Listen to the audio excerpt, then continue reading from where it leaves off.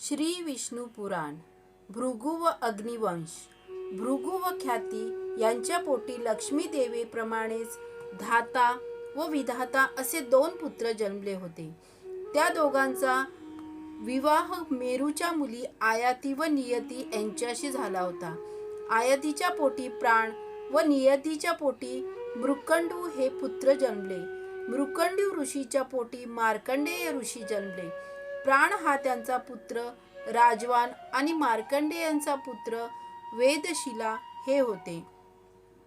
राजवानाच्या मुळे भृगुवंशाचा अत्यंत विस्तार झाला होता.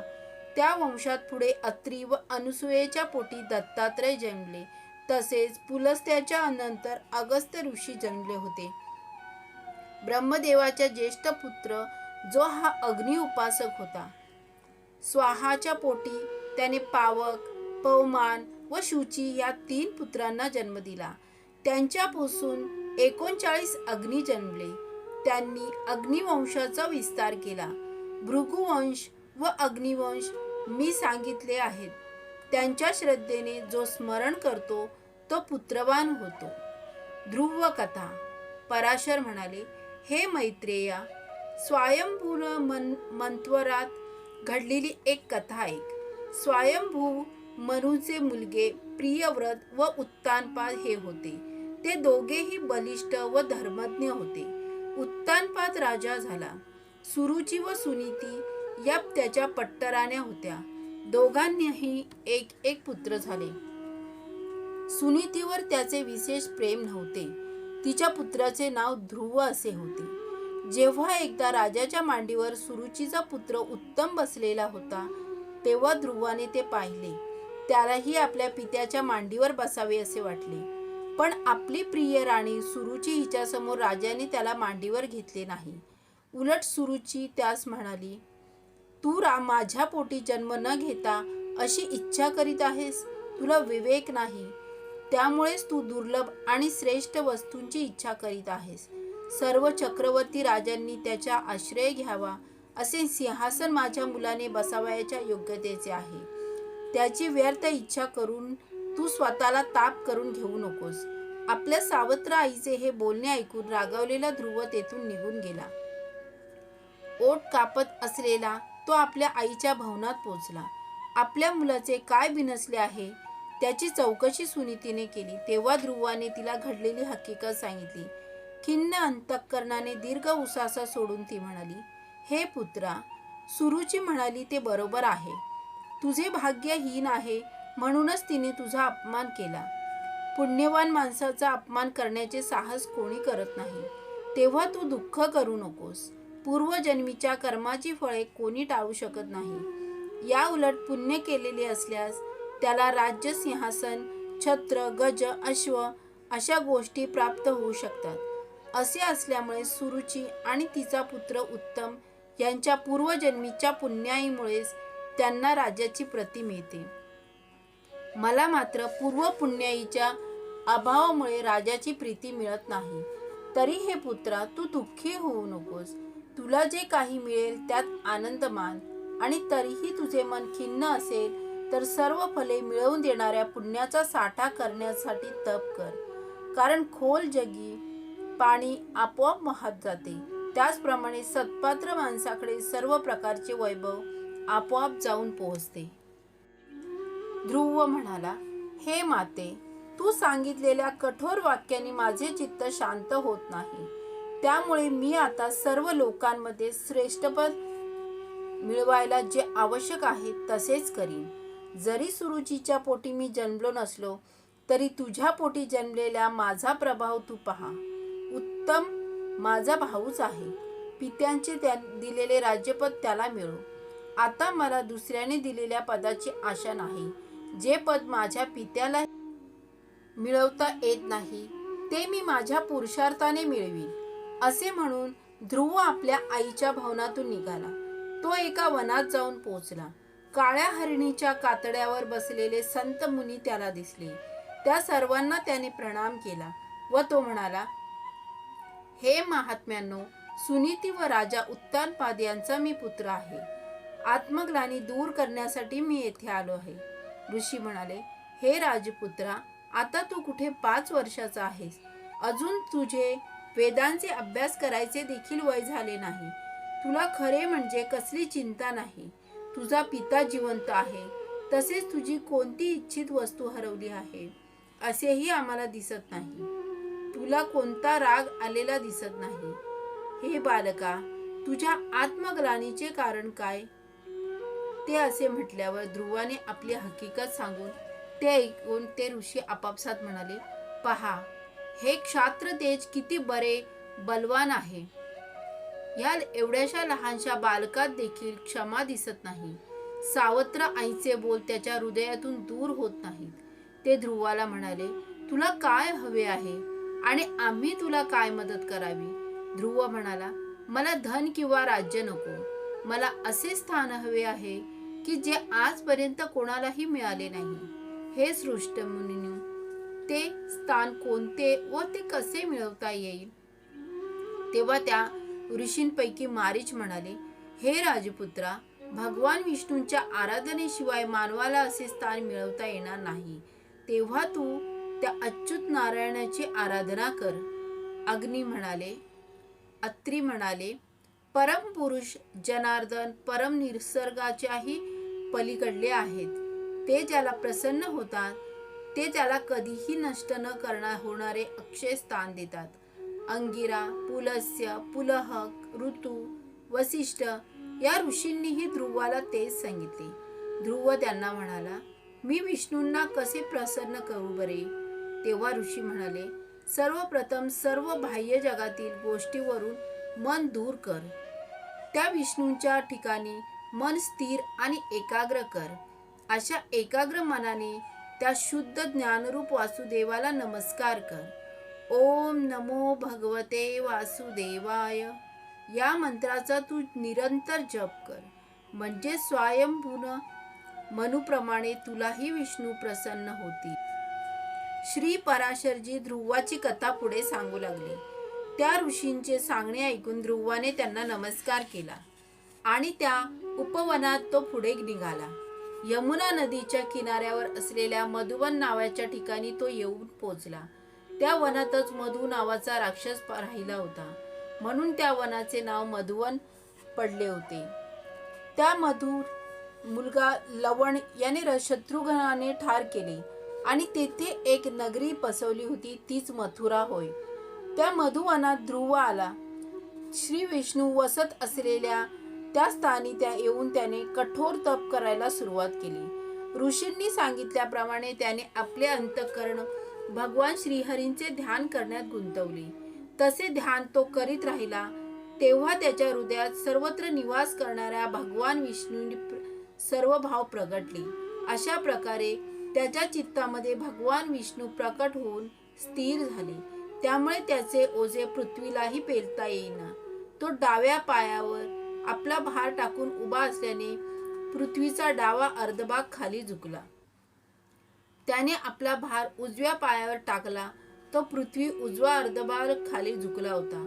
तो पृथ्वीच्या मध्यभागी पायाच्या अंगठ्यावर वजन टाकून उभा राहतात पृथ्वी तिच्यावरचे पर्वत हलू लागले. तसेच तेव्हा नद्या, नाले, समुद्र देखील अतिशय खवळले. त्याचबरोबर देवलोकातही भयंकर उलथापालथ होऊ लागली. यमदेवांनी इंद्राच्या साह्याने मंत्रशक्तीने ध्रुवाचे तप भंग करण्याचा प्रयत्न केला. इंद्र व कुष्मांड देवतांनी वेगवेगळी रूपे घेऊन ध्रुवाची समाधी सोडवायचे प्रयत्न केले.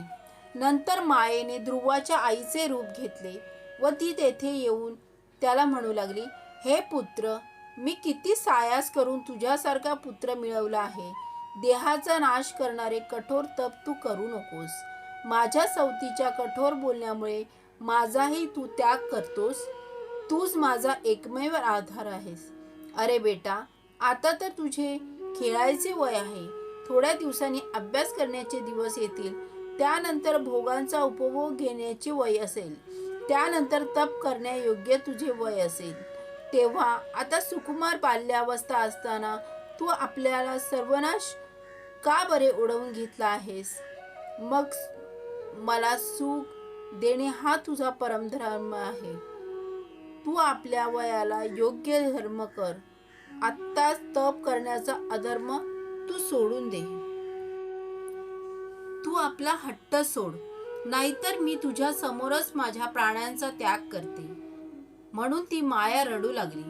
ध्रुवाने मन मात्र विष्णूतच तन्मय झाले होते.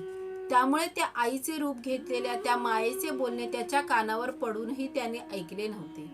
तसेच ती रडताना त्याला दिसूनही त्याने पाहिले नव्हते.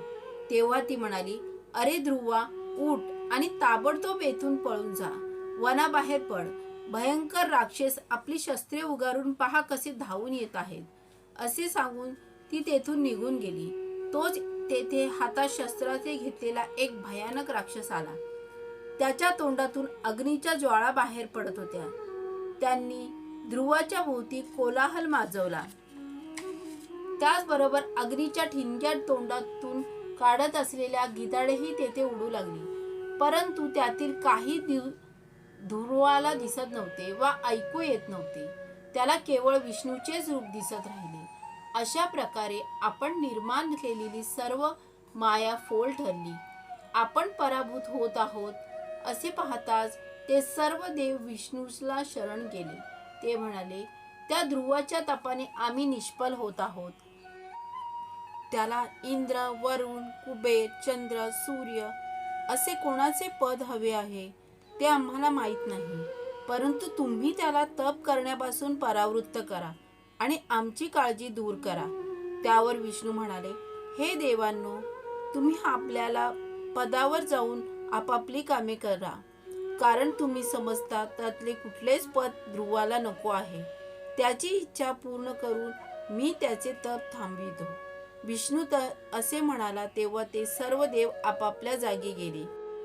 भगवान विष्णू ही ध्रुवाच्या तपाने संतुष्ट झाले.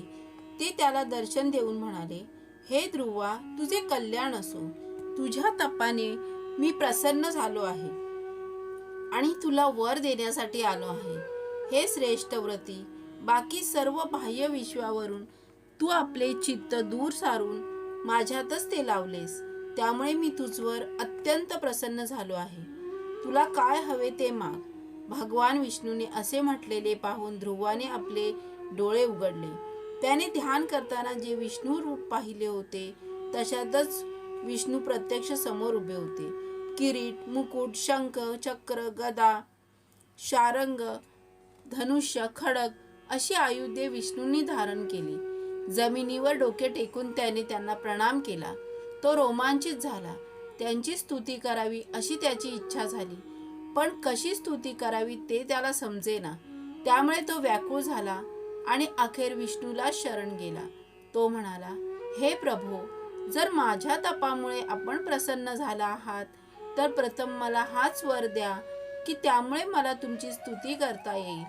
ब्रह्मदेव देखील तुमची स्तुती गाऊ शकत नाही तर मी अजाण बालक ती कशा प्रकारे करणे शक्य आहे. हे परमेश्वरा, आपल्या भक्तीमुळे द्रवणारे माझे चित्त आपल्या चरणांची स्तुती करायला आतुर झाले आहे. तेव्हा तसे करण्याची बुद्धी मला तुम्हीच द्या. असे ध्रुवाने विनविले तेव्हा श्री गोविंदाने त्याला आपल्या हातातील शंखाच्या टोकाने स्पर्श केला. क्षणभरातच ध्रुव आनंदित मुखाने विष्णूचे स्तवन करू लागला. पृथ्वी, जल, अग्नी, वायू, आकाश, मंद, बुद्धी, अहंकार व मूल प्रकृती जी भगवंताची रूपे आहेत अशा आपणास मी नमस्कार करतो. जो परमात्मा देव अत्यंत सूक्ष्म, शुद्ध, सर्वव्याप्त, परपुरुष स्वरूप गुणभोक्ता आहे त्यास माझा नमस्कार असो. भूत, भविष्य, वर्तमान हे सर्व आपणच आहात.